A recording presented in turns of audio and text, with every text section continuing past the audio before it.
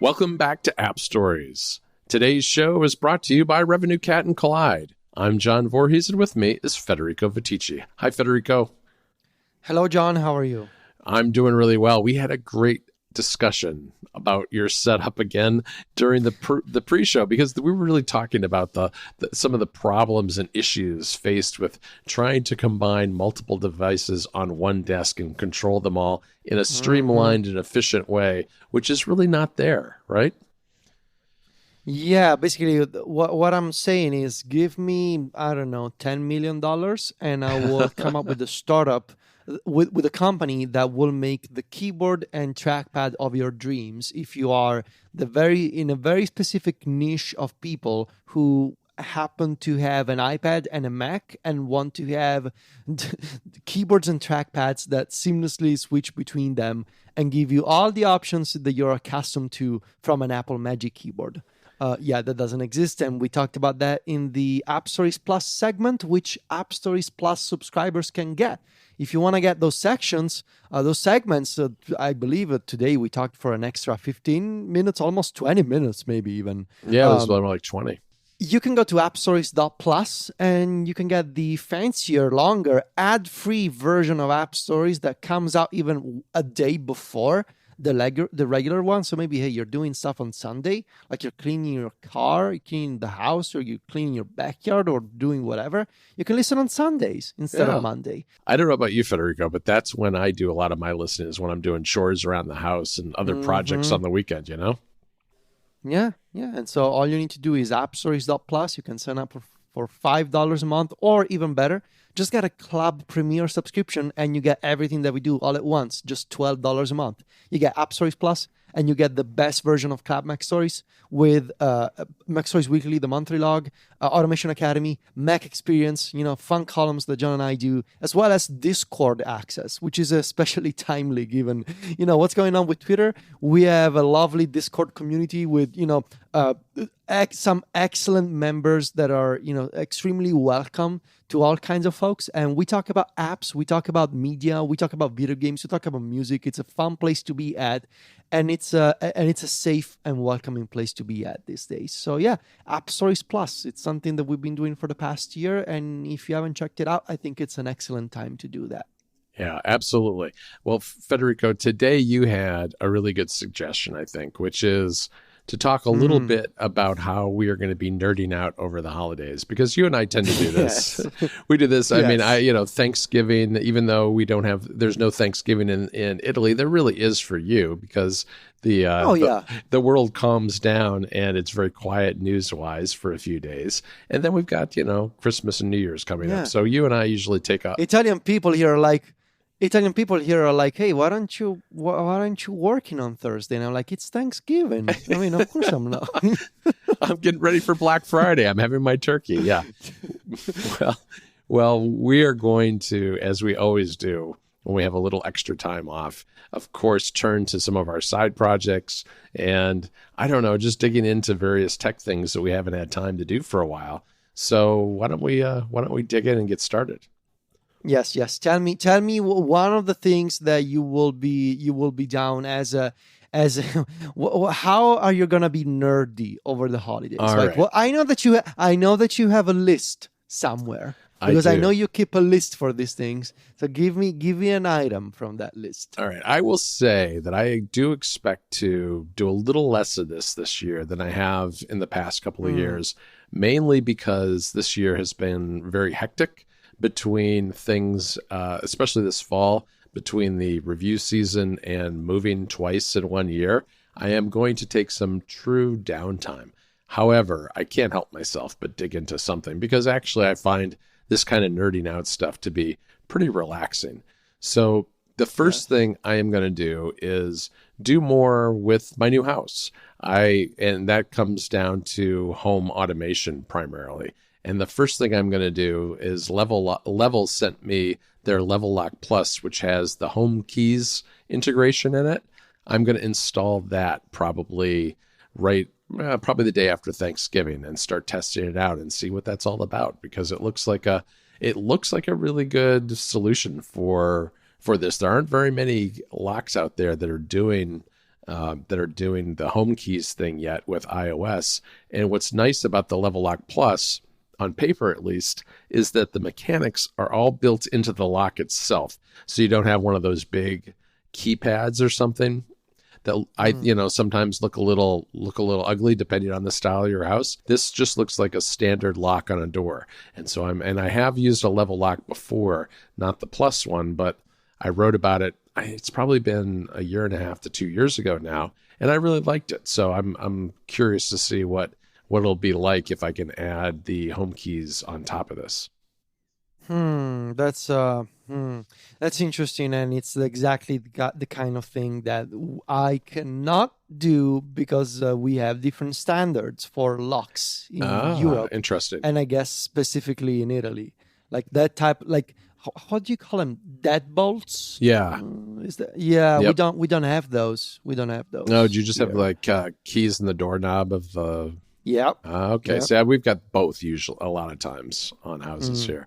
And these are definitely deadbolt locks where you like turn it from the inside or use a key on the outside to lock it. And that's the other thing about the Level Lock Plus is that it has a keyhole still too. So you can use it the old fashioned way, which is good if, for instance, the battery dies in it or something like that. So Let me ask you.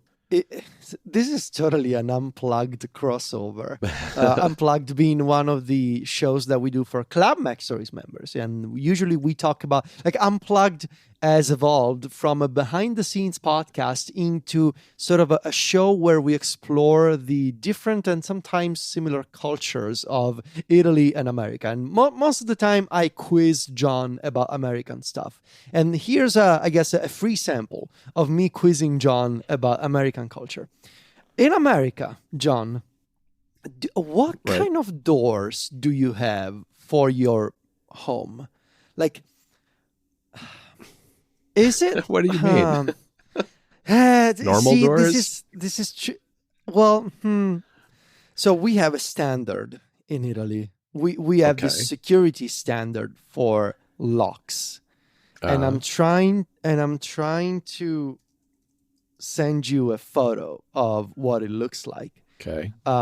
So, for example, in your new home, we have this very heavy and metal door as the front door. Oh, all right. And it's got a bunch of like metal things inside that secure the door in place, like this. I just sent you a photo on iMessage.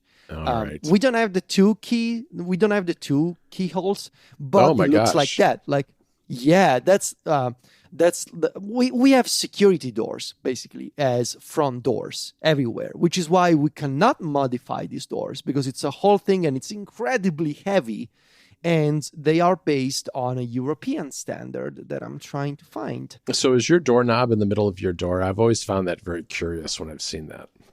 No, it's off to one side. Is that a picture of your door there, or is that someone else's door? No, it's from Google. That's from Google. Oh, all right. I guess what it's called, it's a European lock. I guess it's what it's called. Yeah, what Federico sent me, it shows, I guess, 3 smaller bolts coming out of the side of the door. Yeah. And a bigger bolt below that, and maybe like even another one below that one. So a total of 5 metal things that go into the frame around the door. Yeah. And, here, what you'll have typically is on an exterior door, you'll have a deadbolt, which would be like having one of those bolts in that door that goes into the frame and holds it secure. And oftentimes you'll have a keyhole in the doorknob itself, which is usually, it's a less strong, less secure lock, but it's still a lock. It keeps people from just walking into your place. And that's, I think most American doors are fairly easy to break into if you're an expert at breaking into that's what I always things. thought. Because from the movies and TV shows, it always looked like American doors were extremely thin and frail. And I just sent you, by the way, a second photo. I guess my door is more similar to that one. Okay. It's called a Class 6 European lock. I believe it's what it's called. And it's got all those bolts coming out of it. Right. And it's got a metal frame, and it's very heavy. It's a very heavy and thick door. And it's standard here, especially for new constructions. Yeah. Well, but I mean, from the movies, it always looked like American doors were like wooden doors or something. well, they often are wooden. I mean, our doors are wooden, but they can be, their exterior doors are usually solid wood doors. So, I mean, that's a it's still fairly substantial. And the parts where the bolts go into the door frame, they're surrounded by metal. So it's not like a bolt's going straight into wood where it would splinter necessarily. Right. So there is some security around that, and they tend to be solid doors on the exterior. A lot of times interior doors are just like lightweight, hollow type of doors. But yeah, that's kind of generally how it's worked. At least all the houses I've had have been, solid wooden doors on the outside. Usually, I mean, there are some I'm sure that are metal, but many are wood, especially when it's a house. I have proper terminology for you before we move on to the next segment. They are called armored doors, and they are based on European regulations for high security cylinder locks. It does look a little bit like a bank vault that you're living in there, Federico. I have to say, you've got the high security. You've definitely got me on the locks. My lock is not that fancy. But hopefully it'll keep the bad guys out anyway. Yeah. This episode of App Stories is sponsored by RevenueCat. If you're a developer, your time should be spent focused on what makes your app special, not hassling with StoreKit.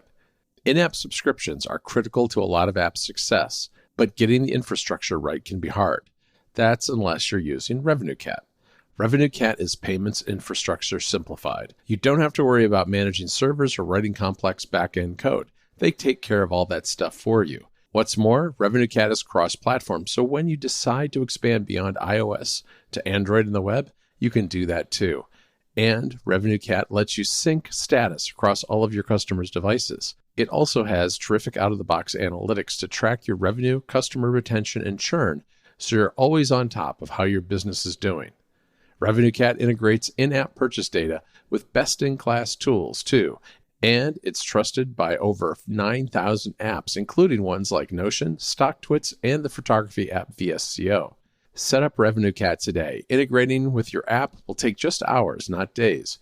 So what are you waiting for? Visit RevenueCat.com to learn more. There's a link in the show notes, too. Again, that URL is RevenueCat.com. RevenueCat. Subscription management built for mobile apps. Our thanks to RevenueCat for their support of the show. All right, moving on. Okay, so let me tell you about something that I want to do over the holidays. Spend some time doing this. I want to familiarize myself with Windows a little bit more. Now, as you know, at this point, I have plenty of gaming PCs. You sure do.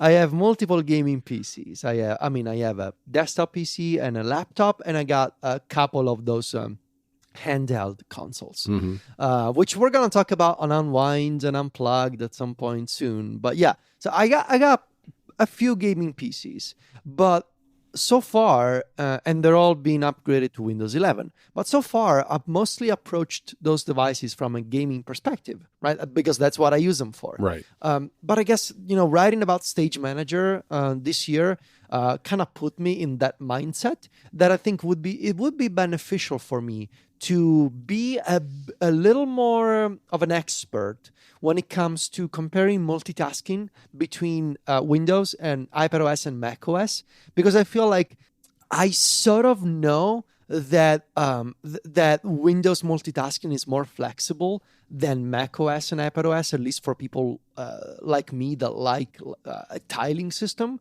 And I have used it because, when I'm using my gaming PC, it's not like I'm using one window at a time. I have used it, but never to its full extent. Like, I don't know keyboard shortcuts, for example. I don't know.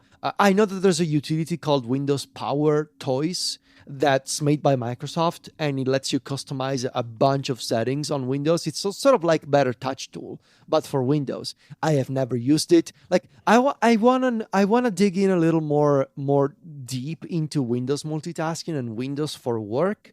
Not to say that I'm not switching to Windows for everything I do, but just I feel like I want to open my mind a little bit more, and I want to know things that at the moment I don't. And it's just a matter of, spending a few days, logging into Discord, maybe, using Discord on Windows and catching up on, like doing work stuff, like lightweight work stuff on Windows. And it helps that so many of the things we use every day are cross-platform. Right. Like Twitter, I can log into Twitter. Then I have Obsidian. I have Discord. I guess I will not have, and which is ultimately always the reason why I prefer using iPad and iPhone.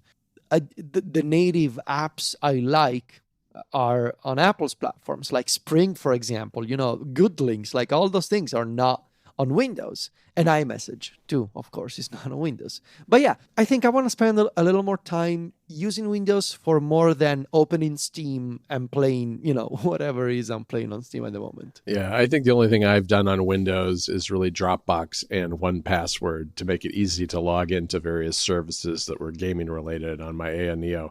But I think that's a great idea. I mean, there's a lot there, and especially if you take one of those, even if it's a handheld device, if you connect it to an external display and a keyboard and a mouse, you can do a lot more with it. Yeah. All right. One of the things I have to do, Federico, is rebuild my Plex setup, which this is okay.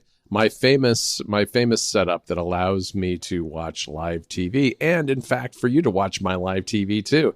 You can now familiarize yourself not only with the attorney ads on TV in Chicago, but you'll get to see a bunch of, Southern ads now too, local North Carolina ads.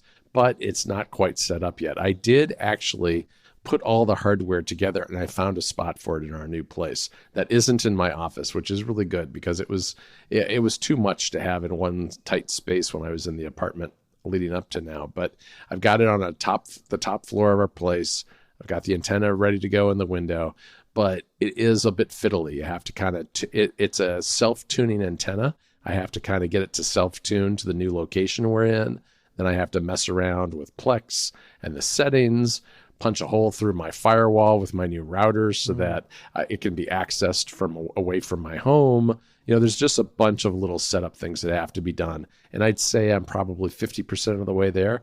But this is the kind of stuff I like doing because it's very much a trial and error thing. You have to tune the antenna, then you have to scan for the channels, see how many get picked up versus if you use a different setting. And it's a bunch of that kind of back and forth, figuring out what the best tuning is to get the maximum number of stations. I'm really not sure. The apartment wasn't very good for tuning in the big networks, but I'm a little closer to the highway now and a big lake, which maybe the signal will travel over that a lot better with, not a lot of buildings in between, depending on which direction it's coming from. So I don't know. That'll be some experimenting I'm going to do soon. I wonder if, do you think a large body of water helps with TV transmission? I don't think it probably helps, but there won't be anything in the way necessarily. The thing that I will say, you're right. The thing about where we live now, one downside is that the 5G coverage is terrible. I usually have 1 or 2 bars in our place, so I'm very much reliant on Wi-Fi right now. Hopefully that's not true with TV signals too. Hopefully there's an antenna somewhere nearby. Well, good luck with that. That sounds like something that will be beneficial to me as well. So yeah, I'll let you know when it's all up and going. Hopefully before the Grammys, which I saw the nominations just went out the other day. Thank you. Yes, I gotta watch my American TV with. I wonder if the local commercials from North Carolina will be better than the ones from Illinois. I am very curious to see those. I don't know because I haven't really watched live TV since I've been here, so we'll have to see. I mean, we can experience that together. Maybe do an unplugged episode about it. Exactly. There you go. This episode of App Stories is brought to you by Collide. Traditional endpoint security tools can make your workplace feel like a surveillance state, turning users and IT teams into adversaries and ultimately drive your employees to work with unsecured personal devices. But it doesn't have to be that way. Collide is a device security solution built around honest security. Their philosophy is that employees aren't your biggest security risk, they're your biggest allies, and your relationship with them should be based on transparency and informed consent. Collide works by notifying your employees of security issues via Slack and giving them step-by-step instructions on how to resolve issues themselves. For IT and security teams, Collide provides the right level of visibility for Mac, Windows, and Linux devices, and it can answer questions about your fleet's security that traditional MDMs can't. You can meet your security goals without compromising your values. Visit collide.com/appstories to find out how. If you follow that link, they'll also hook you up with a cool goodie bag for activating a free trial. That's KOLIDE.com/appstories. Our thanks to Collide for their support of the show. All right, so another, this is a classic App Stories topic. One of the things that I need to finally sit down and do, because it's long overdue, is make a decision. Specifically, make a decision about read later apps. This is a recurring App Stories topic. We've talked about it at length for multiple episodes over the years. I need to just sit down and make a decision, and I think I have nailed it down to, well, 3 options. It was 2, but then something else came along, and now it's 3. I need to decide between Matter, Good Links, and AnyBox. I need to make a decision here. And there's a bunch of pros and cons for each of these apps. AnyBox, we just did an episode about last week.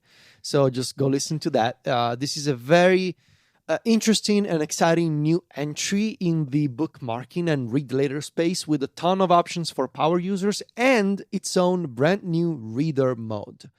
Then we have Good Links, which is a longtime favorite of ours. Excellent native app that has its own reader mode, integration with Safari View Controller, but more importantly, excellent widgets and shortcuts actions, and a tagging system that really works for the way I think about articles. But then we also have Matter, which is the hot new startup in this field. And I know that folks are going to recommend Readwise Reader to me. But see, the thing is, with Readwise Reader, I don't know what it is that we did to upset the folks at Readwise. Yeah. But like my beta, I'm just going to say this on the show, I don't care. But my beta access was removed a while back. I guess it was because we were not too particularly active in the Discord and we were not, I don't know, complimenting them enough. I don't know what we did. I think it was part of it, but we basically got kicked out. Yeah, we got kicked out and they're not the 2 of us.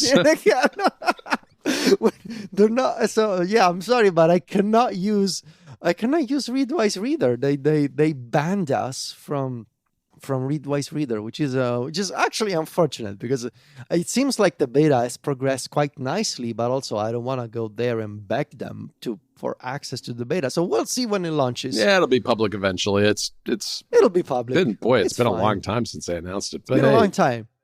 But hey, we got kicked out, so there you go. And so, as I was saying, Matter, hot startup, cross-platform, web version, right? Which is not something that you can say of AnyBox and Good Links. And excellent integration with articles when it comes to giving you options in terms of reading an article or listening to an article, because they got a native audio mode. And integrations with Obsidian, what's it called, the other one? Roam. Mm-hmm. All this, I believe LogSec is also part of their integrations now. So it's a web service. So you have an API, you have integrations, and you have a beautiful text parser mode, which was actually, I was impressed by Matter this week as I was, I've started this process of deciding between these 3 apps. And so I was saving the same article in multiple places to compare the quality of the text parser. Mm-hmm. And I had an issue with parsing a Pitchfork album review on Matter I used the built-in report and issue system, and within 30 minutes, they got back to me. It was like, hey, Wow. the article is fixed. And I opened the story, and sure enough, all the article was there. Now, I don't know, because I realized later that it was sending the feedback from my Mac Stories email address. Mm-hmm. Now, I don't know if they saw that and they were like, I don't know, maybe they Well, they do know who you prioritize or are. something. We have been in touch with them in the past. So Yeah, and depends I on know who it is. Ben, the CEO of Matter, great person, really. And that's why one of the reasons why I like Matter. They have a very active and responsive team that actually cares about the product. But the one thing that makes me a little uneasy about Matter is that the fact that they don't ask me for money. Right. They are a startup based on VC money, and so far it is unclear how they are going to make money off of Matter long term. Did you see that they added keyboard shortcuts this week on the iPad? It's why I wanted to mention this in this episode, because I just all saw right. that on the iPad, they also added the keyboard shortcuts. So like, it feels like Matter has momentum and they are a great team, but I am concerned about their startup approach based on VC money. Mm-hmm. Then we have Good Links, which is my current default. But what I dislike about Good Links is that it doesn't let me save highlights. Right. Then we have Anybox, which I love for its power user features. But the same issues of Good Links apply here. They don't let me save highlights in Anybox. And sometimes I feel like Anybox might be a little too much of a tool for what I actually need. Yeah. So yeah, it's just a matter of testing this extensively over the holidays when I'm going to get a bunch of reading done anyway and see what I like the most. Yeah, the Anybox parser needs a little tuning too, because for instance, it can't parse a New York Times story because you know how New York Times is behind kind of a paywall. But it's a very weak paywall that any other parser I've used, including Matters, can get around and save the text from. So yeah, actually I'm making a note to save this as a tip for weekly. This is one of the many excellent features of Good Links. You can log into paywalled websites beforehand. True, right. From settings. That will save a cookie, I guess, in your Good Links cache, which means that you will be able to save stories from the New York Times or, Washington Post is another one. Even bigger publications like Club Mac Stories, for example. Yes. And you will be able to save them into Good Links, and you will see the entire story without any cutoffs. So I am saving. This will be a tip in weekly on how you can do this. All right, Federico. The other thing I want to do, something I had to put down because of the Mac OS review and moving, was I started working on getting emulation up and running on the Analog Pocket. And I guess I shouldn't call it emulation because it's not. It's actually the new cores that have been developed because they were open sourced, so that you can play files from this SNES, the Game Boy Advance, a bunch of different systems, all compatible with the Analog Pocket if you have the right cores that are installed. And I got some cores installed, wasn't able to get things up and running really quickly, so I put it down. That's one thing that I want to get back to. And I think beyond just getting back into the whole emulation scene, obviously God of War just came out. It came out at the worst possible time for me. I was in the middle of my move, didn't have my PS5 hooked up. Everything is hooked up now. I have not started playing it yet. And now Pokemon Scarlet and Violet is on the cusp of coming out. It'll be out by the time the show is out. And I'm really torn about what to do. I think I'll probably just dive into Pokemon now and then save God of War for maybe over Christmas when I have a little bit more time. So that's kind of my current thinking, is get caught up on some of these games and enjoy some of the new things that are coming out. I think that is precisely what you should do. You should play Pokemon now, save God of War for like the Christmas break or something. Yeah, that was my thought because When, I'll have a little more time, yeah. I'll have more days with nothing to do, and that'll be a good time to dig in. Is the PS5 gonna be in your office or living room? It's in my living room right now. I've got Okay. I've got that, the Xbox, and I've also got an older Switch all in the living room. So I don't think my office in the end is going to have room for a screen. I would really like to have a TV down here for that, but I think it's going to stay in the living room for now. And then I'll use the portable screen, the C-Force one, when I'm away, when maybe Jennifer's watching television and I want to play a game, and I can kind of sit off to the side and use the portable machine. Let me ask you, what do you mean an older Switch? Oh, so the original Switch. I still have my original Switch, and I have the OLED Switch too. Oh, so you have two of them? Yeah, I do. And the original one I just keep connected to the TV. It's not the primary switch, but it never leaves the house, so it doesn't matter. And so I've got it with all the games on it right there, and it's just convenient. I don't use it a lot with the TV these days, but it is nice to have that option. And if I want, I can always drop the old OLED one in there instead if I want. That's nice. I sold mine. I sold the original, so I only have the OLED model. And don't get me started on the primary switch, secondary switch thing, though, because I actually... Yeah, but that's why I asked you, because I know that it tends to be a nightmare with Nintendo consoles. I have 3 switches on the same account. I have a Lite that's my son's on the same account. And I literally, as we record this, we're about to go out of town for a few days. And I had to go through that whole process of switching my OLED switch back to the primary because it was on the Lite. And I'm glad I remembered to check before I left the house, and then was sad and didn't have, Scarlet and Violet available while I was out of town. All right. And the last thing that I know I will be doing over the holiday break, including the Thanksgiving break, I think this is something for next week. Or if you're listening to this on Monday, I guess this week. I want to spend some time, again, sit down, have some fun doing geeky things, reorganize my home screens with widgets and custom icons. Oh, nice. Custom icons are especially nice on the iPhone 14 Pro with the dynamic island, because if you do custom icons with the shortcut-based method, that meaning a custom icon is actually a shortcut that uses the open app action to open an app, and you give that shortcut a custom icon that you can pick from photos or from files.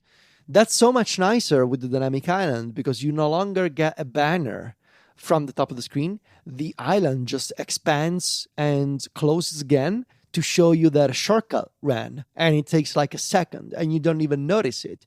I've been using my iPhone with custom icons for Safari, photos, and mail for like the past month, but there's more that I want to do. Gavin Nelson just came out with this beautiful icon set on Gumroad. I think you can find it. There's going to be a link in the show notes. Oh, yeah, I saw his tweet seen about that. Yeah. Okay, perfect. Yeah, that's a beautiful icon pattern. I cannot wait to see. I know there's going to be like a second part. So I think I want to switch some of those icons on my home screen. But then I also need to think more deeply about, especially the iPad home screen. I think the iPhone one is pretty much set for me. I have a single notes widget that is actually a stack, and it lets me open my dashboard note or my scratchpad note. And that works nicely for me because I do prefer to have icons on the iPhone on the first page. But on the iPad, I feel like I've used this home screen for the past year, never really had time to optimize it because I was always busy with the iPadOS review and then with the iOS one. Like something always came along that was more important than spend time tweaking my iPad home screen. But I know that it's a bit outdated, and I want to think about like, okay, do I want to have the timery widget in which size? Do I want to have a calendar widget here? Tweaking my home screens. I know that this sounds like, you can tweak things forever and never be satisfied with them. But if you are this kind of person, you know that this is so relaxing as a thing to do, right? We mentioned last week how you gotta be a specific type of person to find the settings customization Right. in spring a relaxing activity. We heard back from a couple of people, so I know that you're out there. And usually, if you are that type of person, you're also the type of person who enjoys customizing your home screen just as a thing to do while you're listening to a podcast or you're listening to a new album, right? And in the meantime, you're just customizing the home screen. It's fun. And especially on the iPad, it's a productive thing because then you're going to make your workspace a little bit better for you.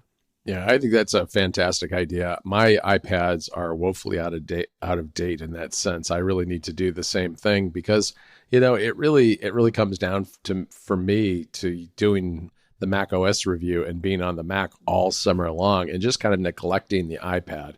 And now would be a great time to kind of explore some of the widgets that have come out in the last 6 months that maybe I didn't end up implementing and doing something similar. So we shall see. That's a good idea. Maybe I'll steal that one from you. All right, Federico, our lists are really long. We've got even more. So I think what we'll do is we'll do a second section on this. We're going to have a busy holiday season here at Mac Stories between you and me, and we'll pick up again where we left off next week. I want to thank our two sponsors for this episode. That's Revenue Cat and Collide.